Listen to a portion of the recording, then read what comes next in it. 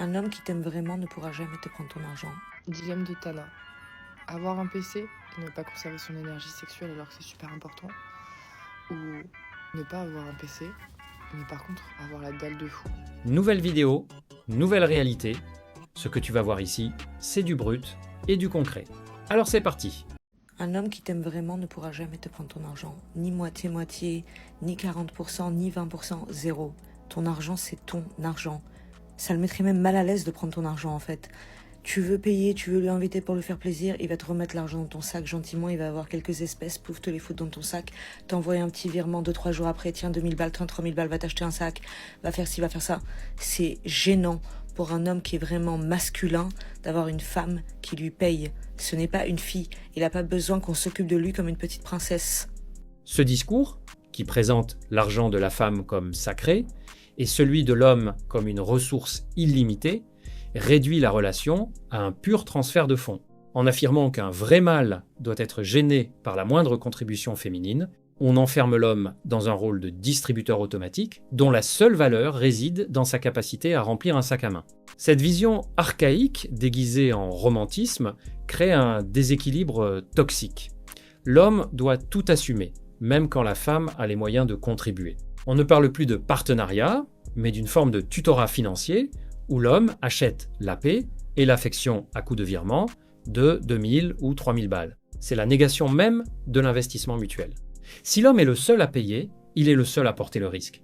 Transformons le couple en une simple transaction où le respect disparaît derrière le carnet de chèques. Faites attention quand vous dites à un homme que vous ne voulez pas le 50-50 au niveau financier, parce que des fois ça peut vous mettre dans des situations très compliquées. La dernière fois je parlais avec un homme et il me disait que lui, si sa femme elle ne veut pas faire de 50-50, donc elle veut que ce soit lui qui paye majoritairement tout, à ce moment-là il faut que sur toutes les tâches de la maison, donc tâches domestiques, tout, que ce soit impeccable. Il me disait qu'en gros, il veut que quand il arrive à la maison, sa nourriture elle soit prête. Il veut que la femme elle s'occupe des enfants. Il veut que, enfin, il peut faire les nuits. En fait, il peut s'occuper de l'éducation des enfants, pas de souci, genre. Mais il veut que quand il arrive à la maison elle soit nickel. Sa nourriture elle soit toujours prête et posée. Enfin bref, genre. Ce débat-là, ça pousse à penser n'importe comment manger. Sachant que je précise bien qu'il vient d'une famille où en gros, les deux parents travaillent et que c'est pas question de 50-50, on s'en fout. Si elle a l'argent, elle paye. Si le père il a l'argent, il paye. Voilà.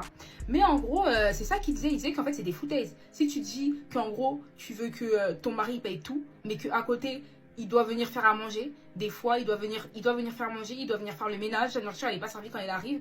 Enfin, c'est des foutaises. Vous en pensez quoi? Moi, j'ai compris en quelque sorte son discours dans le sens où... Et moi, pourquoi je comprends son discours? Parce que je me dis que déjà, le débat sur le 50-50, c'est un non-débat. Dans le sens où... Enfin, moi, j'ai pas grandi en me posant cette question-là. Mes parents, ils étaient pas en mode, c'est mon père qui doit tout payer. Pas du tout. Ou la majorité des trucs, genre, et l'argent de mon père, c'est l'argent de ma mère. Donc, forcément, ma mentalité, elle est différente par rapport à ce sujet-là. Mais voilà, dites-moi ce que vous en pensez. Derrière le débat du 50 sur 50, il y a surtout une exigence contradictoire. Vouloir un homme qui finance tout en lui demandant de partager les tâches, comme si rien ne changeait. Cette logique crée une double dette impossible à solder. Quand un homme accepte de prendre 100% des charges, il considère logiquement que la répartition des rôles doit suivre. Pas par domination, mais par cohérence. Si tout repose sur lui dehors, tout ne peut pas reposer sur lui dedans. Le problème n'est pas la répartition, mais l'illusion qu'on peut cumuler les avantages des deux systèmes. Soit le couple choisit un modèle égalitaire où chacun contribue selon ses moyens, soit il choisit un modèle traditionnel avec ses responsabilités associées. Vouloir l'argent d'un système et la liberté de l'autre crée forcément des tensions. Ce n'est pas un débat, c'est une question d'équilibre. Une contribution n'est jamais gratuite, quelle que soit sa forme. Dilemme de Tana. Avoir un PC et ne pas conserver son énergie sexuelle alors que c'est super important. Ou ne pas avoir un PC, mais par contre avoir la dalle de fou. Et personnellement, quand je vais au supermarché et que j'ai la dalle, je prends n'importe quoi. La faim émotionnelle est le pire conseiller stratégique, surtout quand elle est assumée comme une fatalité. Comparer ses relations à un passage au supermarché où l'on prend n'importe quoi parce qu'on a faim, c'est l'aveu d'une absence totale de standards. C'est la victoire de l'impulsion sur la valeur. Quand une femme admet qu'elle est prête à accepter n'importe qui pour combler un vide immédiat, elle ne cherche plus un partenaire, elle cherche une consommation rapide pour apaiser une pulsion. Cette dalle incontrôlée transforme la rencontre en une transaction de bas étage.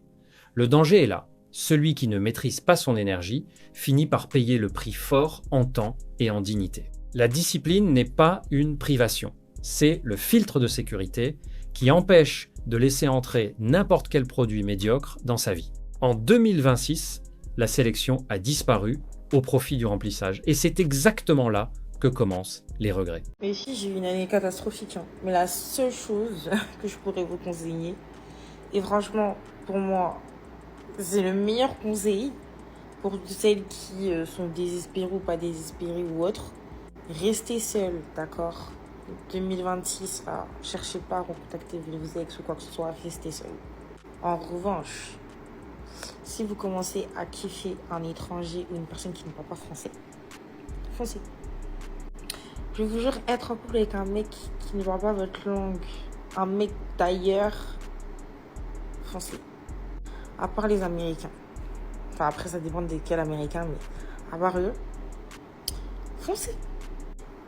Je vous jure, lover avec un mec qui parle pas votre langue, mais waouh. Waouh. Franchement, waouh. Surtout s'il est italien. Waouh. Franchement, je vous conseille, hein. Je vous conseille, lover avec un mec qui n'est pas de votre origine. Le goût n'est pas pareil. Vous imaginez, vous êtes là. En fait, non. Le goût est pas pareil, mais il y a des moments où vous pouvez vous moquer de lui. Mais, je vous jure, c'est pas la même chose. C'est vraiment pas la même chose. Waouh. Genre, les Français, les Cités, c'est démodé, c'est dépassé. C'est, voilà. L'homme français est désormais traité comme un produit de consommation périmé. Dans ce discours, il n'est plus qu'un modèle passif à fuir au profit de l'exotisme et de la nouveauté. On ne cherche plus un partenaire, mais une expérience sensorielle où le goût de l'étranger prime sur la construction d'un foyer. Le masque tombe totalement quand l'incompréhension linguistique devient un outil de pouvoir. Choisir un homme qui ne parle pas la même langue pour pouvoir se moquer de lui en toute impunité. C'est la validation d'un mépris systémique où l'homme est réduit à un accessoire de divertissement. Quand le respect disparaît au profit de la moquerie et de la consommation, le retrait devient la seule option logique. En 2026, la loyauté a été remplacée par le marketing de l'origine. Amoureuse de lui, mais il parlait avec une autre. J'étais amoureuse d'un garçon pendant 6 ans. 6 ans où il me disait oui, au final non, au final il aimait toujours son ex, il lui parlait d'ailleurs. J'étais tellement piquée que j'acceptais le fait qu'il parlait avec son ex parce que je voulais qu'il aille mieux, parce que son ex lui manquait tellement que il était hyper triste et moi ça me rendait hyper triste de le voir triste, du coup j'acceptais le fait qu'il parle à son ex. Pendant 6 ans, je dormais à heure décalée parce que lui, il dormait hyper tard, alors que moi, j'avais mes cours, j'avais mes examens, et lui, il faisait rien, il était déscolarisé, il était au chômage, il était dépressif en fait. Et du coup, pendant 6 ans, je m'adaptais à son rythme, à lui. Je dormais vers 3-4 heures du matin, alors que je devais dormir à 22 heures pour pouvoir me réveiller à 6h30. Pendant 6 ans, j'étais tellement amoureuse de lui qu'en fait, il avait besoin d'attention et moi, je l'aimais tellement que je lui donnais. Alors que cette attention-là, en fait, il le recevait de son ex parce qu'il retournait voir son ex. Et moi, comme une grosse conne que je suis, je disais « Vas-y, si ça peut te rendre heureux, vas-y. Mais moi, c'est pas grave si j'ai pas ton amour parce que je t'aime. » Pendant 6 ans, il me disait « Je t'aime, promis, la prochaine fois on sera ensemble, c'est juste que là, c'est pas le bon moment et tout. » Et je disais « Ok. » Et en fait, j'apprenais qu'il parlait à son ex encore et encore. Par amour pour lui, j'ai accepté qu'il me dise en face « Je t'aimerai jamais, j'aime toujours mon ex, mais j'aime le fait que tu me donnes de l'attention. Du coup, continue. » Et moi, comme la grosse clown que je suis, je lui donnais parce que j'étais piquée en fait. La grosse clown que je suis a aussi accepté ses mensonges parce que pendant 1 mois, on ne s'est pas parlé. À ce qui paraît, son téléphone était cassé, mais en fait, je le voyais très bien connecté sur Snap, Insta. Et en fait, il parlait juste à son ex et il voulait pas me parler à moi. Il m'a même envoyé en preuve son ancien téléphone cassé, comme quoi son téléphone était vraiment cassé. Écoutez, c'était la première fois que je découvrais ce que ça voulait dire aimer quelqu'un, c'était mon premier amour. Il y aura toujours cette affection-là pour lui, mais ce sera plus de l'amour. Nos chemins se sont séparés, il fait sa vie, je fais la mienne, et voilà. Ce TikTok change d'habitude. Je vais continuer à faire des TikTok sur ma vie en Inde. Il fallait juste que je vous raconte cette histoire parce qu'en fait, c'est une histoire qui m'a marquée et je voulais juste vous la partager. J'espère que vous avez apprécié. Passez une bonne soirée, une bonne après-midi, une bonne journée et à demain. Le piège, c'est la négociation du respect. Quand quelqu'un annonce « je ne t'aimerai jamais, mais accepte ton attention », il ne cherche pas une relation, il optimise une ressource gratuite. Et plus tu comprends, plus tu t'effaces. Tu ajustes ton sommeil, tes priorités, tes études, jusqu'à vivre au rythme de son chaos. C'est pas de l'empathie, c'est du conditionnement. Ce mécanisme s'appelle l'espoir intermittent. 1. Peut être plus tard. 2. Phrase rassurante. Et tu restes 6 ans. Pendant ce temps, l'ex reste la priorité. Et toi, tu deviens la roue de secours émotionnelle. La règle est simple. L'amour ne se prouve pas par la souffrance. La seule vraie preuve, c'est la cohérence entre les mots, les actes et la place qu'on te donne. Salut, ça va? Juste te dire que ce que t'as dit pour la Saint-Valentin, c'est réel. Un mec n'a pas accompli son rôle avec sa meuf, le lendemain, elle est venue se faire bouillave chez moi et elle me l'a dit clairement, c'est fou. Waouh. Waouh. Vous savez, quand j'ai reçu le message de ce gars-là, déjà, un gars qui vient DM un autre gars avec un salut, ça va, deux choses. Soit il est chelou, soit l'information qu'il va t'envoyer va être incroyable. Là, le frérot, il passe son 14 tranquille. Le 15, il y a la nana de quelqu'un qui l'appelle. Elle vient chez lui, il la ouette. Peu de temps après, il doit tomber sur ma vidéo, parce que j'ai fait la vidéo ici, j'ai dit, il y a la Saint-Valentin du 14, la Saint-Valentin du 15. Quand tu floppes le 14, le 15, quelqu'un rattrape. Il tombe sur la vidéo, ça raconte tellement sa vie qu'ils se sont obligés de venir témoigner. Et je suis sûr que c'est pas le seul. Quand on vous dit dehors c'est chaud, c'est pas des blagues. Quand t'as ta petite, il faut que tu la bouillaves comme si son cou et tout te devait de l'argent. Je te parle sérieux. Elle peut parler de toi mal en tout point, sauf au lit. Je vous parle. Vous croyez que c'est la blague ou quoi? C'est pas la blague. On blague pas avec ça, les gars. Le frérot, là, il a passé sa Saint-Valentin avec sa nana. Il a dû essayer de la mettre bien charbonnée de ouf. Peut-être qu'il a floppé parce qu'il était fatigué ou juste parce qu'il n'est pas bon. Pas de souci. Le lendemain, voilà le message que je reçois d'un autre bout. C'est réel. Et moi, je suis lui, déjà, je pourrais à son gars. Et puis, je me méfierais et puis, toi, je me méfierais de ton karma. Je me méfierais vraiment de ton karma. Parce que là, tu ris, hein, mais t'es pas à l'abri que ça t'arrive. Cassez votre copine, votre bord. Merde. Il faut que vous la fracassiez en deux. Vous devez la traumatiser. Je vous le dis, les gars. S'il faut acheter des ustensiles pour acheter. Si c'est trop chaud, prenez à tôter. Robin, il en vend. Conseiller toxique aussi. Allez. Ah non. Pourquoi vous visez dans des trucs comme ça? On vous dit dehors c'est chaud. Vous croyez que c'est la blague?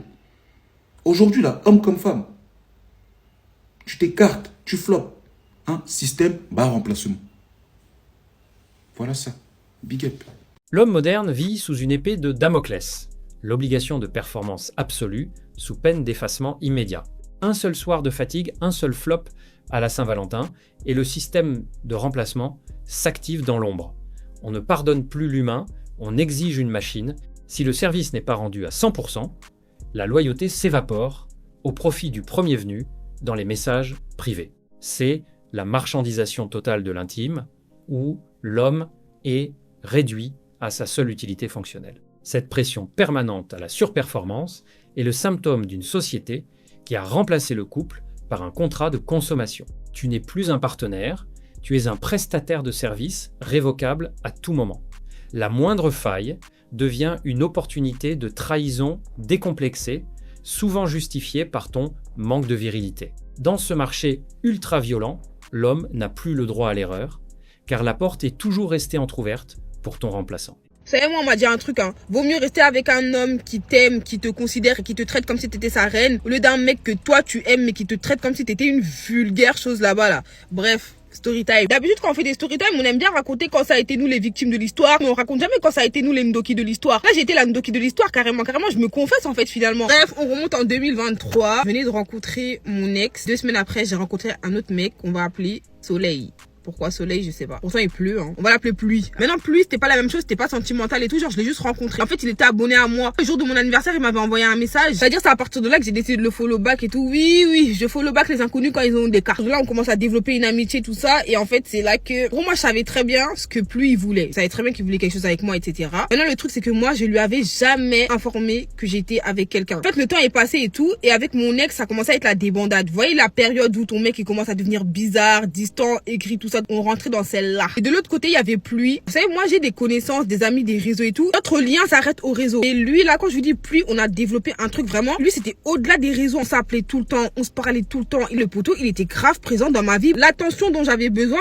Pluie, il me l'a donné fois 1000. Il me disait, si il sait que je suis en couple, forcément, il va prendre ses clics et ses claques et il va aller voir ailleurs. Sauf que moi, c'était hors de question. Sentimentalement, je ressentais rien pour Pluie. J'aimais juste l'attention qu'il me donnait. Et moi, je faisais la meuf en mode, non, mais pour l'instant, j'ai pas trop envie de ça et tout. Alors que c'était tout simplement parce que j'étais en couple. Maintenant, après peut-être 6 mois de relation avec l'autre troubadour, là, on se sépare. Pendant notre séparation, c'est là que je me suis dit, bon, Pluie, comme d'habitude, hein, toujours là à son poste et tout. Vu que là, l'autre clown des bois n'est plus là, quoi, pas voir si avec Pluie, ça va matcher. Donc avec Pluie, on a flirté pendant même pas un mois. Hein. Et le poteau, parfait. J'avais fait 6 premiers mois avec l'autre cafard là, quand je vous dis, il m'avait rien apporté. C'était l'année où je passais le bac. Au lieu de me concentrer sur mon bac, j'étais concentrée sur ce dindon de la farce qui me prenait pour un sage. 3-4 semaines que j'ai passé avec Pluie là. Grâce à lui, j'ai eu mon code. Il m'a fait revenir dans la religion. Tous les jours, on s'endormait au téléphone. Tous les jours, il priait pour moi. Maintenant, devinez quoi? Quand je dis je suis une Ndoki de l'histoire, pas l'autre cas social là qui revient dans ma vie, je repars vers lui. Quand on dit l'amour rend bête là, l'amour rend pas bête, hein. L'amour rend bête.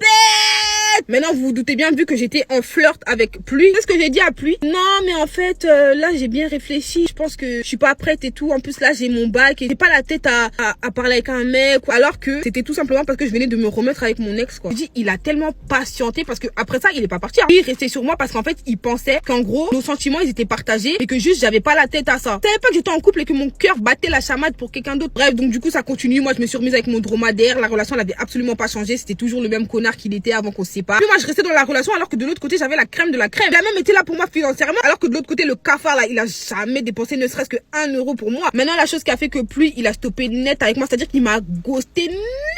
Un jour où lui et moi on s'était capté et tout. En fait, le truc c'est que j'étais pas en bon état. Le lourd gourmand qu'il y avait sur mon dos là. En gros, je venais de me séparer de mon ex. Enfin, en fait, on était déjà plus ensemble. Mais en gros, on se reparlait et je venais d'apprendre qu'en fait, ce singe là, il avait mis la graine dans le ventre de quelqu'un. Et bientôt, un enfant allait l'appeler Daddy. Et en fait, de base, je voulais annuler le fait de voir Pluie, mais en fait, ça faisait un moment qu'on devait se voir et qu'à chaque fois qu'on devait se voir, il y avait un contretemps. Soit c'était lui qui pouvait plus, soit c'était moi, mais c'était un peu plus moi, vous voyez ou pas. Et je me suis dit, si là encore j'annule, il va se dire, oh vas-y elle. Donc j'ai décidé de quand même aller le voir et tout. Et quand je vous dis ce jour-là, j'étais exécrable, détestable, tout ce qui finit en able, abominable. Dites-vous, je suis arrivée sur Paris, il est arrivé genre 2 heures en retard. Je l'attendais dans une sorte de jardin et tout. Et vous voyez les jardins où les couples ils se promènent main dans la main et tout. J'étais là-bas. De toute façon, je voyais des couples défiler devant moi comme ça. Moi seule dans la rue, je commence à verser les larmes. Pas, je pleurais pas en mode mais en gros, j'étais en mode du coup, en fait, j'étais grave aigrie pendant toute la journée. Je me rappelle, j'avais mes AirPods. Il me disait, mais ouais, j'enlève ces AirPods, on est ensemble. Normalement, quand t'es avec quelqu'un dans la logique, par respect, t'enlèves tes écouteurs, t'enlèves ton casque et tout. Je voulais pas, je voulais rien savoir. Il me disait, ouais, tu veux faire quoi? Je sais pas, je te suis. Tu veux aller là-bas? Non, j'ai pas envie. Tu veux aller là-bas? Non, ça m'intéresse pas. Bah, tu veux faire quoi alors? Bah, je sais pas, je te suis. Et j'étais exécrable. Ensuite, il a essayé de me... J'ai tourné la tête. Il a pas compris. En fait, dans ses yeux, j'ai vu qu'en fait, il était vraiment en mode... Il vient de se passer quoi, là? Quand je vous dis, je l'ai repoussé vraiment en mode... quitte devant moi. Ensuite, à la fin de la journée et tout, je suis rentrée chez moi. Il est rentré chez lui. Et dites-vous, il m'a même pas envoyé de message en mode, ouais, t'es bien rentré ou quoi. Il m'a juste ghosté. Après, il a fait sa vie. Il a eu une autre meuf et tout. En gros, il faisait des contenus couple et tout sur TikTok. Quand je voyais leurs vidéos, quand je vous dis, mon cœur se serrait. La manière dont il était attentionné avec moi, il était pareil avec sa go là. Mais t'as préféré un zoulou. Les gars, les filles, restez avec l'homme qui vous respecte. Pas avec les zinzins de l'espace qui comprennent pas votre valeur en fait. Bref. La logique ici révèle un schéma très répandu. Choisir l'homme qui donne le moins, ignorer celui qui donne le plus, puis s'étonner du résultat. Ce n'est pas de l'amour, c'est une addiction à l'instabilité. Elle garde l'homme attentionné en réserve, tout en poursuivant celui qui ne lui offre ni sécurité, ni respect. C'est la conséquence directe de la recherche d'émotions avant la stabilité. Le calme paraît ennuyeux, la toxicité paraît passionnante. Quand l'homme investi finit par se lasser, elle le découvre trop tard, au moment où il a déjà trouvé quelqu'un qui apprécie ce qu'elle a rejeté. Et c'est seulement là qu'elle réalise la différence entre affection et validation. La leçon est simple, on finit toujours par perdre ce qu'on prend pour acquis. La valeur d'une personne se mesure dans la constance. T'es mon mec, je te demande 1000 euros, tu refuses, je te quitte tout simplement, il faut prendre ses responsabilités, wesh. En fait, vous êtes des envoyés de l'URSSAF, c'est un truc de ouf, ça y est, sport. Franchement, on en a marre de vos bêtises. Comment ça, 1000 euros? Mais ramène la facture. Ouais, vraiment ramène la facture. En fait, tu vois, le problème, c'est pas le tweet. Le problème, c'est pas les gens qui ont liké le tweet. Non. Le problème, c'est que cette mentalité, elle est diffusée partout sur ce réseau, surtout sur ce réseau-là, tu vois. Alors, sur Twitter, j'en parle même pas parce qu'alors là, c'est pire que le Far West. Mais, sans faire l'offenser parce que, voilà, tu me quittes si jamais je donne pas 1000 euros. Pourquoi? Genre, en fait, c'est très simple. Vu que vous pensez qu'on est vos sugar daddy de ces morts, est-ce que tu demandes à ton père 1000 balles comme ça? Je suis sûr que même ton daron, tu demandes 1000 balles à ton daron, il va commencer à te demander tu vas faire quoi avec cet argent, ma fille? C'est vrai ou pas? On peut se poser 5 secondes. Est-ce qu'on peut avoir des comportements rationnels, s'il vous plaît? Genre, en vrai, de vrai, si tu m'expliques le pourquoi du comment tu veux utiliser les 1000 balles, il y a moyen que je te les lâche. Mais si t'es là, tu me demandes 1000 balles comme un gosse qui veut FIFA 17 là, va te faire reculer. Non, j'ai pas de compassion ni de respect pour ce genre de conneries. Parce qu'encore, même le gosse qui veut FIFA, je sais pourquoi il veut FIFA. Et FIFA ne coûte pas 1000 euros, donc en vrai de vrai, ça c'est pas une galère. Mon ref, il vient me demande, je veux Spider-Man 2, mais je sais qu'il veut Spider-Man 2 qui veut un jeu, tu vois. Là, t'es là, tu me demandes 1000 euros, je sais ni d'Adon ni d'Eve ce que tu vas en faire, sauf que tu vas acheter une quête plat avec et tu vas commencer à faire des dingueries, et après quand la police va venir chez nous, tu vas dire que c'est ma plaquette parce que c'est mon... Non, tu vois ce genre de folie, et encore là, je vais loin. En vrai, je vais loin, tu fais pas grand chose avec 1000 balles dans ce terrain-là, mais en vérité, si tu sais pas justifier pourquoi tu veux utiliser 1000 balles, tu veux juste manger mon argent. Et entre l'URSSAF, les impôts et tout le reste, je pense qu'il y a déjà suffisamment d'organismes en France qui graillent mon argent. Ramène la facture. 1000 euros, c'est quoi? Tu vas passer le permis? Non, demandez des trucs normaux. Je sais pas, demandez, ouais, une crêpe et Nutella, une barquette de fraises, une place au cinéma, une commande à sauce. Faites des trucs normaux, vous êtes là, 1000 euros. Il y a des gens, ils gagnent 1000 euros. Non, plus loin, il y a des gens qui gagnent pas 1000 euros, frère. Ah, c'est bon. Pour moi, c'est la faute des dérégleurs. Tu vois, les mecs qui aiment donner de l'argent à des meufs comme ça. Genre, en fait, le problème, c'est qu'il y en a tout le temps. Genre, il y a une pote à WAM, elle a mis une story sur Instagram parce qu'il y avait des vieux daddies qui voulaient potentiellement apprendre à faire connaissance, voire potentiellement lui faire des virements. Je sais pas, peut-être qu'ils lui ont proposé de faire des virements, tu vois. Et en vrai, de vrai, non, question qui me taraude. Mesdames, vous avez forcément des détraqués dans vos DM. Malheureusement, c'est pas quelque chose de bien, mais c'est un fait. Parfois, c'est pas le cas.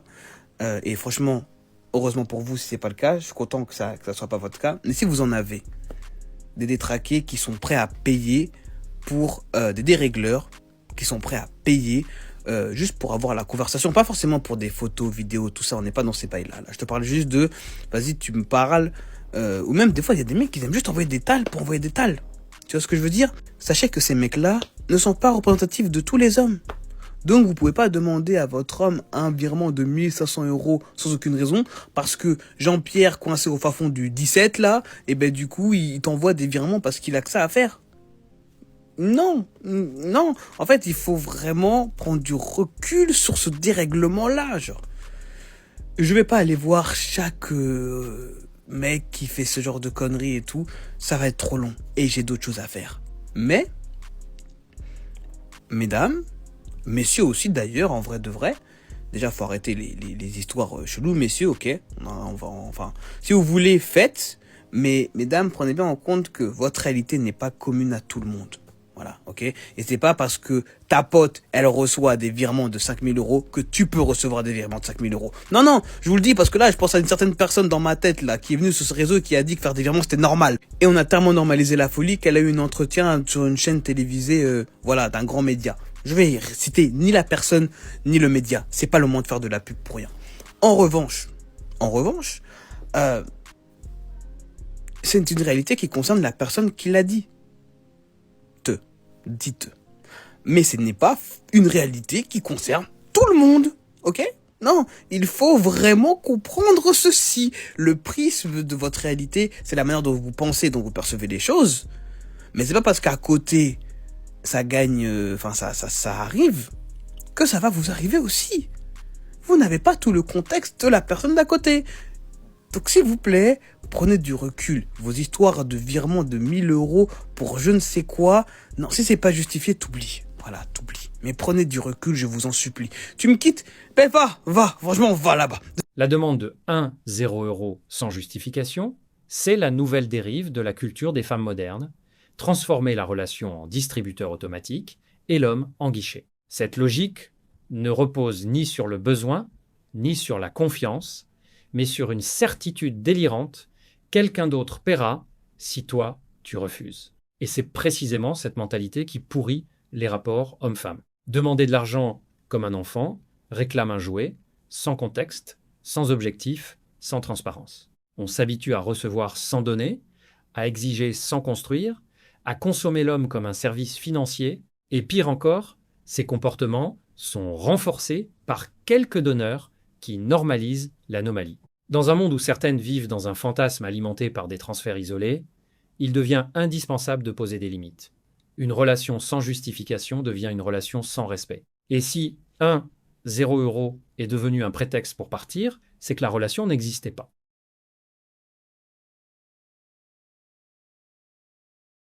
Si cette analyse t'a parlé, alors ne bouge pas. La vidéo qui s'affiche à l'écran en ce moment va sûrement te plaire. Clique dessus maintenant pour ne pas rater la suite. Reste lucide, on se retrouve de l'autre côté.